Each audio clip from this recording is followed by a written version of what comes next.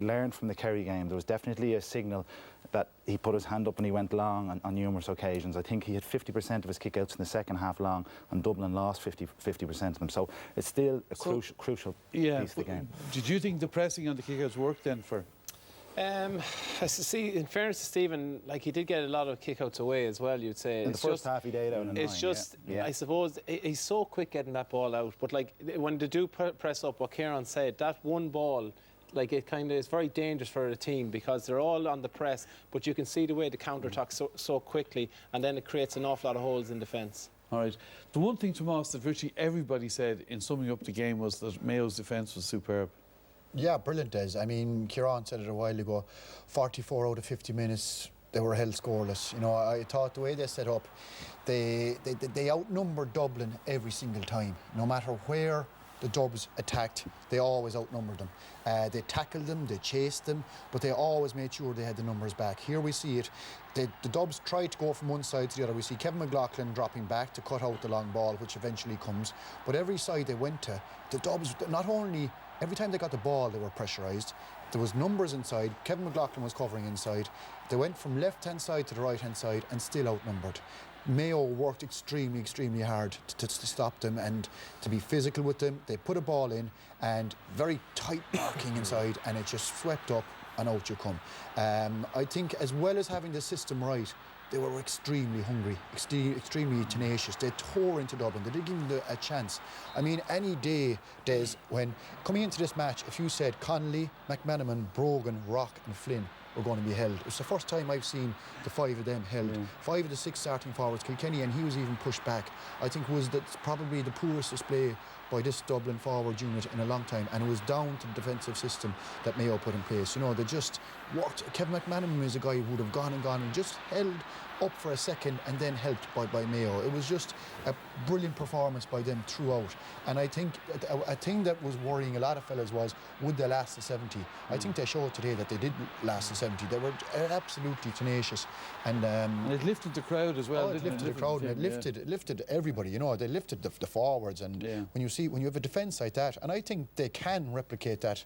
If they have a system like that, they can bring that on the next day. So it'll be a fair test on the Dublin forwards. They played at a higher tempo. Dublin, they looked a little bit apprehensive. The support wasn't there on the shoulder. They weren't creating as simple opportunities. They had a good few forced shots, you know, a lot of pressurised shots from difficult angles, and that's what you don't want to get sucked into as well, which, you know, that's the way the Donegals would try force you to kick from difficult. It always looked like there was extra Mayo men. But Desi, when you were talking about getting the matchups right, I mean, when you looked at the matchups at the start, did you think Dublin might have the better of this? Absolutely. Like, you don't think, you wouldn't question any of the quality of the Dublin forwards coming into today's game. You certainly wouldn't expect the ratio to be so poor in terms of converting scores. Like, it's unprecedented for that team. Like, the 27 games in a row unbeaten, and the performance of their forwards, a unit that generally racks up a massive amount, it was very surprising. 2 of those players were possibly in with player of the year shouts, you know. As well, would be very disappointed. McManaman and Connolly, like, could end up being a Mayo defender yet. Could be, Des. OK, I'm on my own on that. We'll move on. So, David Clark, the Mayo goalkeeper, you were taking a look at him. Yeah, in the main, he had a very good game today. He got away 19 out of 24 kickouts, and in the first half in particular, like, this was a top-class save. You can see him stretch himself, making himself big, and that's what he did twice in it. Here's a shot from Dean Rock. That was going over the bar. That's an incredible catch there. But this was the 67th minute. There was a point in the game, and all of a sudden, he just makes a couple of reckless decisions which could have cost Mayo. This was a free that came off that kick out. This was the very next kick out, straight to Jeremy Connolly, and he slips it over the bar. And that's the next play. And here's the next kick out again. And all of this is at a stage of the game where there's not much time left and you want a little bit of composure.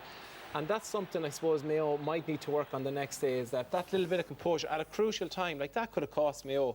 But, like, it was probably only Dublin's only purple patch, and it was a result of Mayo kind of mistakes to a certain degree that they got those 3 points. And in fairness, you'd have to say throughout the game he was excellent, saving the ball over the bar and getting so many kickouts away.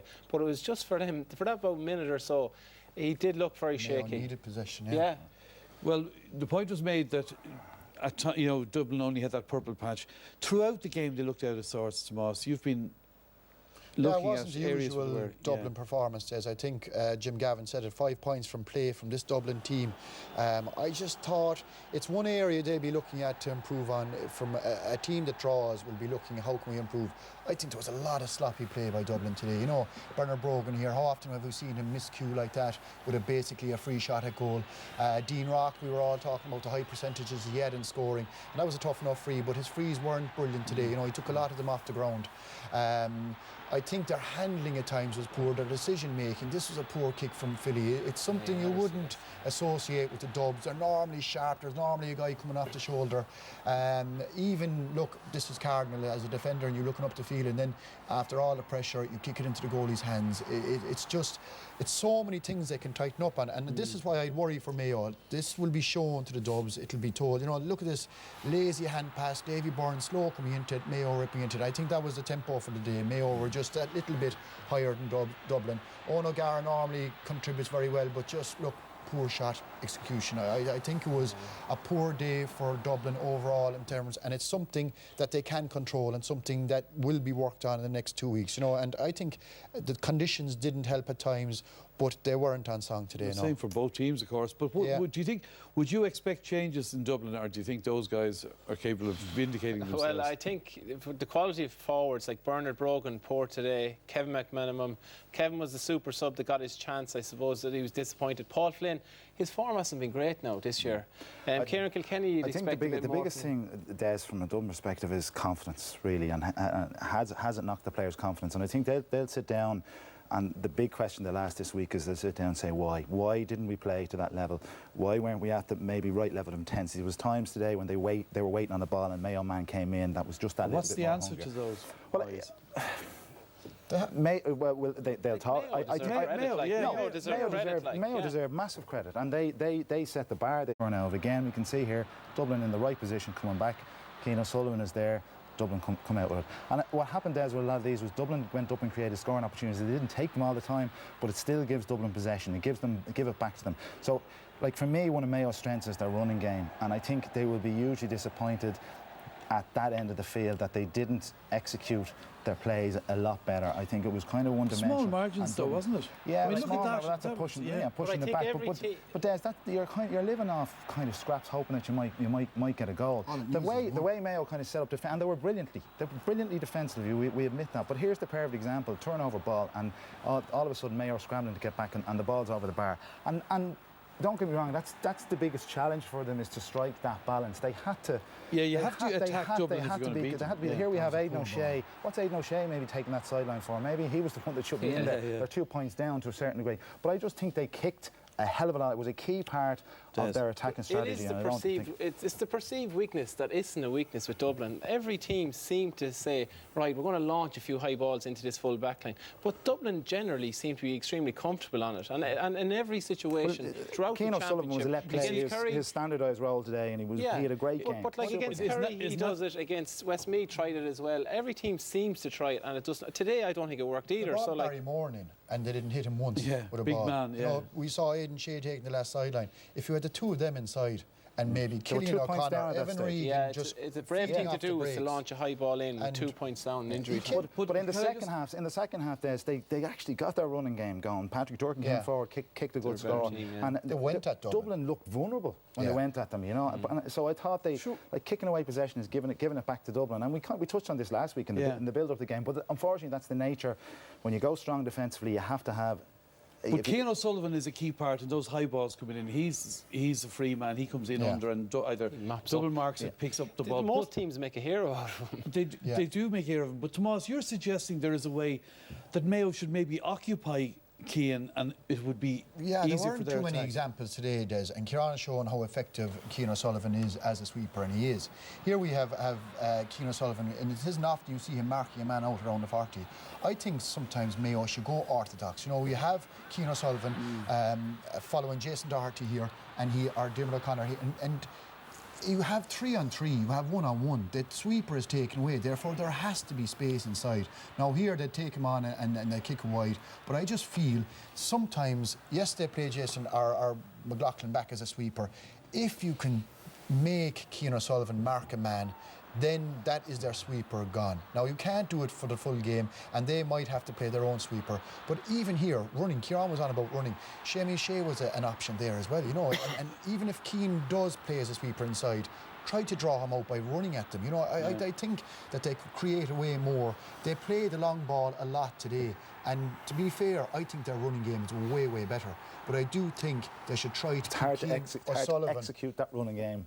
You know. Of course, but if somebody pushed up to Moss, say Kevin McLaughlin doesn't play a sweeper, does that make Mayo more vulnerable then at the back? It does, but I don't think they should do it all the time. And even if they do this, even if Keane O'Sullivan does drop, why not play somebody like Alan Dillon, just like they did against Tyrone? Justin McMahon was dropping. They played Alan Dillon in 40. They carried the ball. They went 1-2. Justin McMahon had to be forced coming out. I don't see why they put Keane O'Sullivan in as a sweeper and then they're pouring ball down top of him and making it easy for him to pick up breaks. But if Mayo have discovered today, Desi, that running at Dublin is working, I mean, it's not quite as simple as that. It's a job to mix it up. Look, coached as well, because they know how to manipulate situations like this. This is James McCarthy. Say what you want. This is Gaelic football. That's a bit of a shoulder. I don't think he should be sitting on the sideline there. Look at the devastation. 20 minutes into an All-Ireland final. Here's Johnny Cooper. He kicked a wide there. The referee's looking at it. Aidan O'Shea directly over to him, takes him out of it. And sure, it looks similar to the supporters at home, but this is what you call a yellow card. So this is the problem with the rules, and for people looking at it, it just becomes a minefield. Here's Michael Dara. He comes in with a foot trip on Lee Keegan. You can see the contact is there. Technically a foot trip, that's a black card, but he gets absolutely nothing for that. Jeremy Connolly, pull around the neck, deliberate pull down, black card. No, that doesn't count. Killian O'Connor here pulls him down, very similar to Jeremy Connolly. Black card, no, he doesn't get anything for that. Fortunately for Mayo, because he ended up kicking a super point. Here you see Aidan O'Shea giving the ball away. Killian O'Connor comes in. Michael Dara takes the head off Killian O'Connor. Now that's a wild tackle. The referee isn't even looking at it. And he gets a yellow card. And then what we have is this incident here with Lee Keegan. This is messy because Lee Keegan goes over to him. He pushes Jeremy Connolly. Jeremy Connolly is going to accept that. So the two boys, and this has been going on throughout the match, but I suppose it might look a bit like what they're doing is they're holding each other's jerseys. So then start pulling each other, pulling the jersey, and like it looks nasty because he's trying to like what Jeremy is trying to do is try to free up his jersey. Lee is an incredibly strong guy, so they're swinging at each other. So like they're having those two, isn't these two guys, but like you've linesmen all over the place. Like it's not all Conor Lane's fault. Like what I'm saying, I'm not blaming the referee. I'm blaming the black card. I think it's a mess. I think consistently we come in here, we're looking at different events, and you could say every time you could pull out a couple of clips and you say black card, not black card. Maybe it is, maybe it's not. It's just incredibly hard for referees. You picked out a couple of them else. I think there were an amount of incidents today all over the field. I think Connolly possibly should have got a black card. I think Killian O'Connor definitely.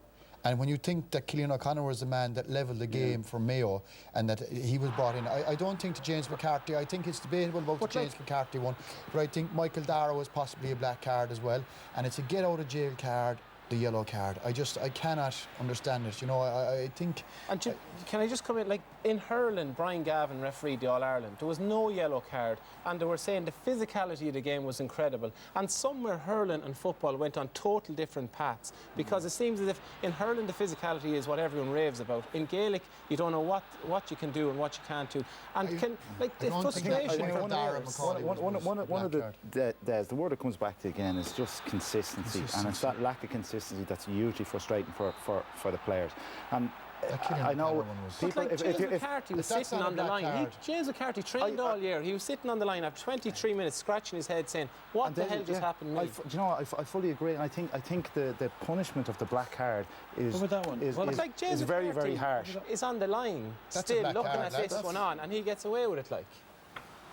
No, I think Killian O'Connor one. I think it's either a black or not. I think the yellow card is too easy for the ref to get out of. I think there was definitely Killian O'Connor was a black card. Connolly had a black card for pulling down, and Michael Dara had. But you see, we've got to get to. But like these two guys, where is this going to go in the replay? No, these two guys have got yellow cards. That's dealt with now. Yeah. Like so they can do whatever. No, I mean just the individual battle between the two fantastic they'll be on each other again. Brilliant players. Yeah, Des, when you look back at that, they're probably both lucky they got yellows, and that's dealt with, and that's in the past, right? And it's very easy, I suppose, if you're from Dublin or Mayo, you'd be accused of rose-tinted glasses and stuff like that. But one of the things that I have an issue with, and I've had an issue with it all through the years, is the instigator. The instigator is whoever starts it. Very hard to spot. It can be very hard to spot. But generally, are generally forwards going out to instigate incidents like that? No, the forward is trying to play football and the defender is trying to stop and play football, and he's doing it probably in an over-aggressive manner. And that's where the other officials have to come in, and they have to nip this in the bud early on. We have an issue with the black card, and we can talk the hind legs off the black card. I would get rid of it, and I'd prefer to see yellow cards given for all those sorry, just let me ask. Lee Keegan is arguably Mayo's best player, certainly one of Mayo's. Dermot Connolly they're both among Ireland's best footballers.